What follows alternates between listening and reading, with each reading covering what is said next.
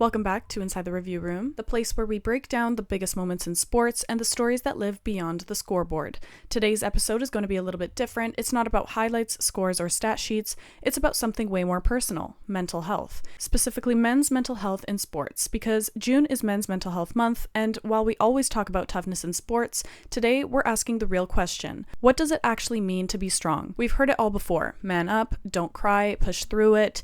And in sports, that mindset isn't just accepted, it's glorified. Well, who better to speak about men's mental health than a woman? I'm just kidding. All jokes aside, let's talk about it. In every league, on every level, one thing's clear. Pain is part of the game, but it's not just physical. Athletes sprain ankles, tear ligaments, break bones, and they get immediate treatment. But what about when that injury isn't visible? What about when it's emotional? For decades, male athletes have been told to suppress anything that sounds like a struggle. Got anxiety? What is that? Shake it off. Feeling low? Get your head in the game. But that mindset is dangerous because silence doesn't heal pain, it hides it. And hidden pain gets louder over time. A lot of men, especially in sports, wear toughness like armor. I'll link a video of Hayden Hurst, who shares his powerful story of battling depression, anxiety, and revealing his life-ending attempt. He also opens up about wearing a metaphorical mask for years, using substances to numb his emotions, struggling through depression and anxiety during his time in minor league baseball and early college football, and attempting to unsubscribe from Earth. In 2016, he recounts trying to get out and by attempting to do something no human should, which became his pivotal turning point.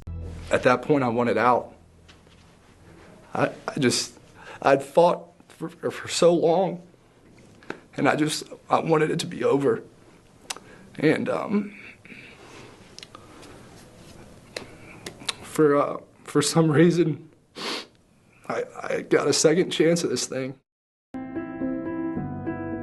It was the best and the worst thing that's ever happened in my life, because when I made that decision, when I was sitting in that hospital room, kind of reflecting on everything that I had done, I made a promise to myself. It's like, I'm not going to do this again. You know, for whatever reason, God looked down on me and gave me a second shot at this thing. And I made a promise. I'm going to make the most of this opportunity. Again, it's a very suggested watch, and I will link it below.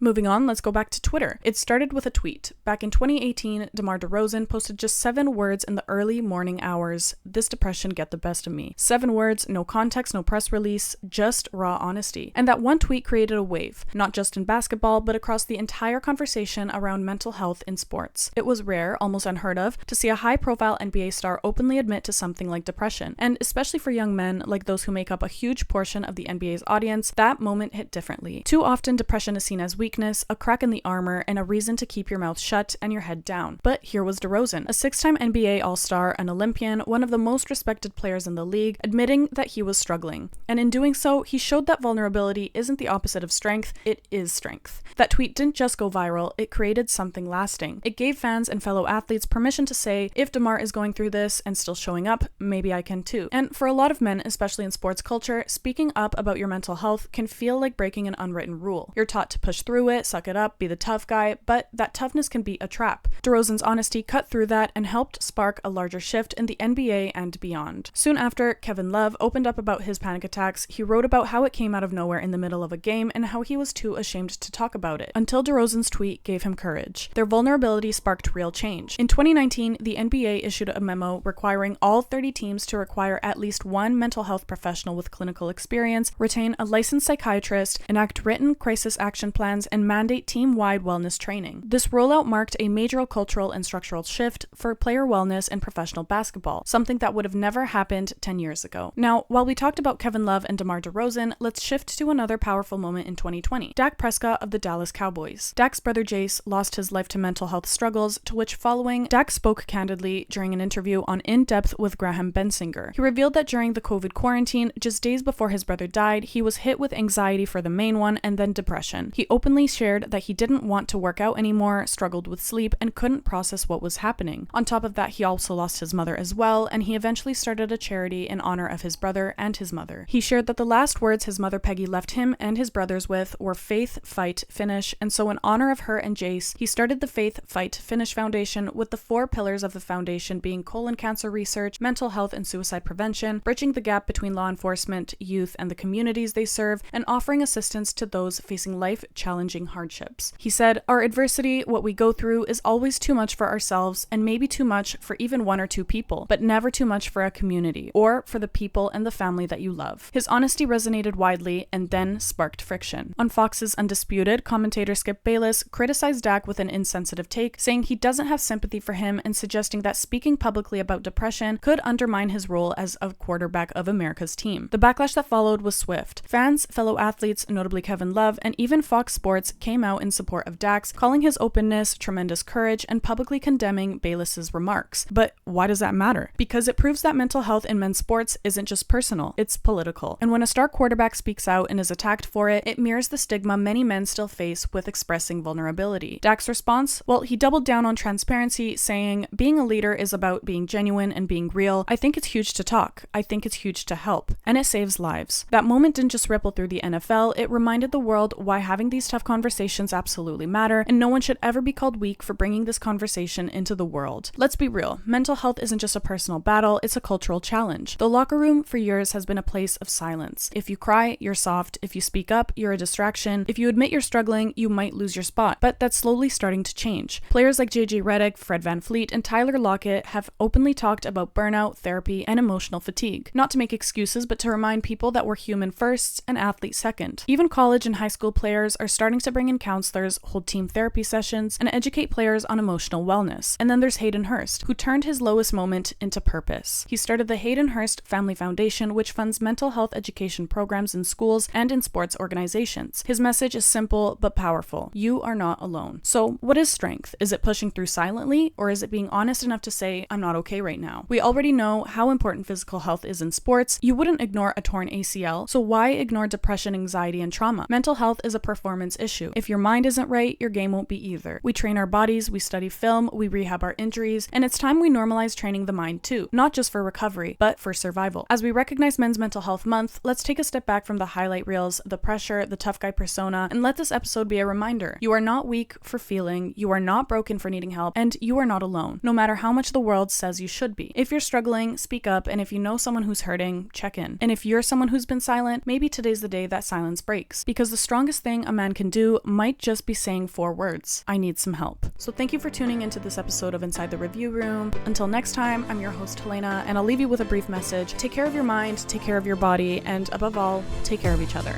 Hey yo, the mirror don't lie. If you want the truth, don't close your eyes.